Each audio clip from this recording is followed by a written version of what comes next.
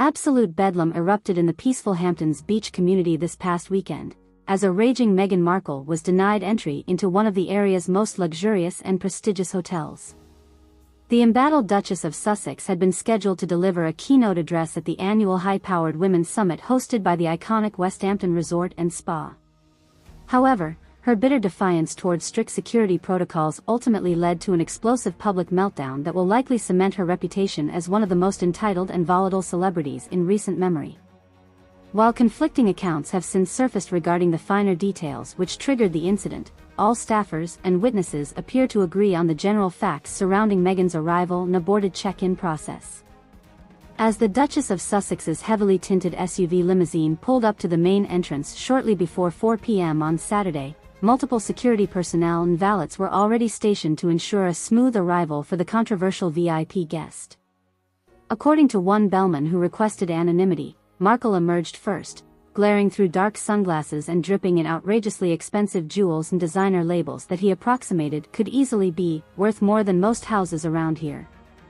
Everything was going pretty smoothly at first as we got her small team of assistants situated on the sidewalk with their luggage carts and garment racks, the veteran employee remarked. Our front desk manager came out to greet her at the entranceway as is typical for VIP arrivals. They shook hands and started heading inside with a couple members of her crew, nothing too out of the ordinary really. However, it was at the lobby security checkpoint where the first hints of contention emerged, as details remain quite hazy surrounding Meghan Markle's apparent objection to passing her carry-on bags through the standard X-ray scanner per established protocol. Multiple bystanders have claimed the Duchess seemed to bristle after being reminded by security personnel that every individual and their belongings were required to undergo the routine non-invasive screening regardless of their status or affiliation with the hotel. She barely gets 2 steps through the marble lobby foyer before this older saucer-eyed Brit woman bark snaps directly at the Hispanic guard running the X-ray controls, recounted Stephen Myers, a guest services attendant who claimed to have witnessed the entire scene unfold. His face drops and he goes bone white the second she power sneers, "Do you have any earthly idea whatsoever who I am, you listless half-doorman? This is the harassment you've been trained to force upon my diplomatic vessel and accompanying satchel? I've been working here 12 years and I've never seen him look more stunned."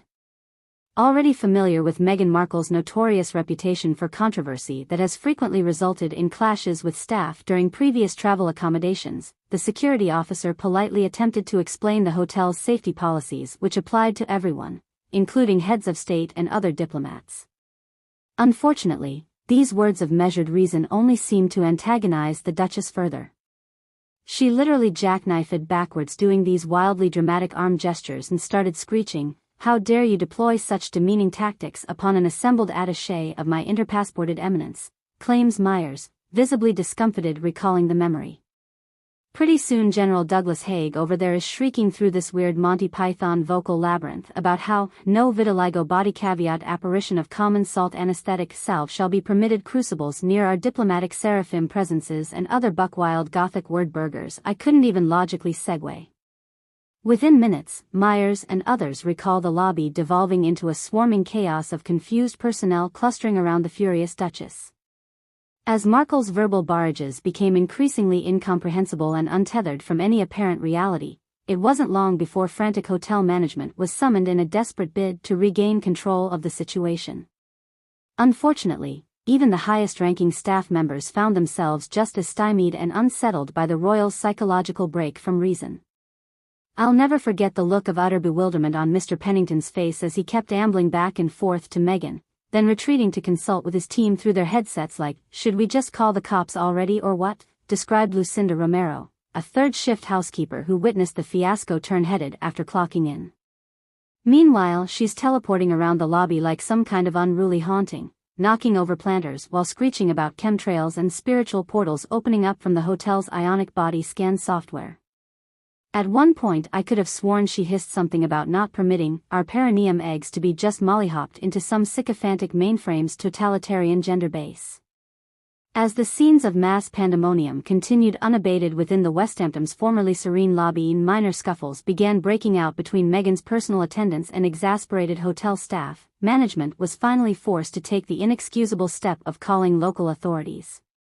Police offers from the village of Southampton were met with vastly conflicting accounts once they arrived on scene, ranging from credible reports of a highly belligerent woman assaulting staff and damaging property to unverifiable tales about supernatural entities and interdimensional travel that have only heightened public skepticism about Meghan's mental fitness.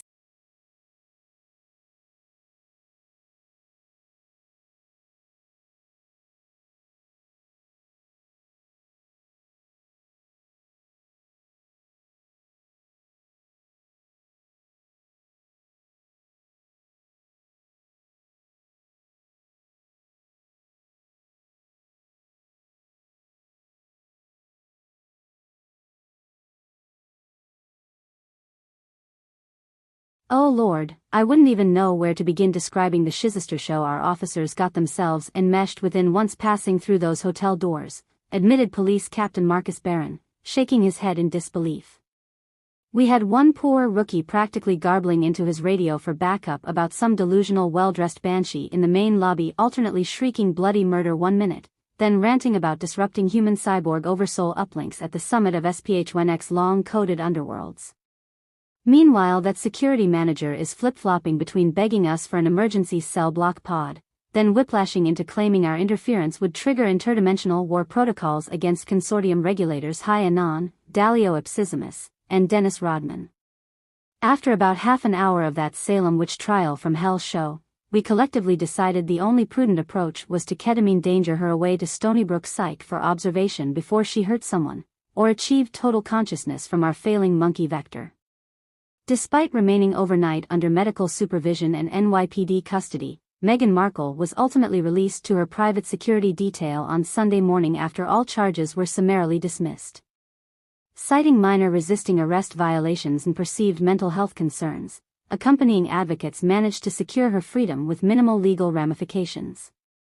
However, the scandal and lingering mystery surrounding her alleged psychic break has seemingly left a dark stain on the personal brand she has previously tried cultivating within elite circles of business and philanthropy. Oh look, this is just another classic case of the oppressive systems continually gaslighting and dehumanizing women of power through some paranoid fantasy villain archetype, complains Sierra Thistlethwaite, a prominent philanthropist and original founder of the High-Powered Women's Summit who had fiercely advocated for Markle's attendance. Here you have one of the world's most groundbreaking intersectional feminists constantly getting persecuted for dropping legitimate criticisms about our damaged patriarchies. Then the machine recoils with its typical backlash mythography attempting to reframe everything as just another famous woman goes famously cuckoo story. Give me a break. Since the events of Saturday evening, already the Duchess supporters and detractors have been engaged in predictable online warfare over competing narratives which seem even more entrenched than usual. Leading progressive figureheads have widely accused the Westhampton Resort and Spa of conspiring to suppress Meghan's important voice from their speeches about untangling our collective AI drift in a #MeToo hackfest against covert illuminatrixes of post-coded essentialism. Meanwhile, rival accounts have vigorously disputed those claims, pointing to several overhead security cam angles from the hotel lobby that appear to show the Duchess demonstrably raving about contacting our latent Atlantean caldera before thrashing wildly against invisible forces. Watch, we're already witnessing the typical cyclical smear campaign to discredit Meghan ramping up from the usual misogynoir factions refusing to reckon with her decolonized truths about our world's spiritual crisis, railed self-proclaimed, feminized philosopher Nicole Emmerich, who had purchased tickets well in advance to attend the Hamptons summit. She was clearly onto remapping some crucial cybersomatic shadow projections about feminine agency being suppressed by internalized archonic Giscardian outmodes. But no sooner does she dip her sacred angelic tone in that direction, than we get flooded with familiar #Matriarch Socius trending spins trying to colonize our Gaia Eve ascensions again.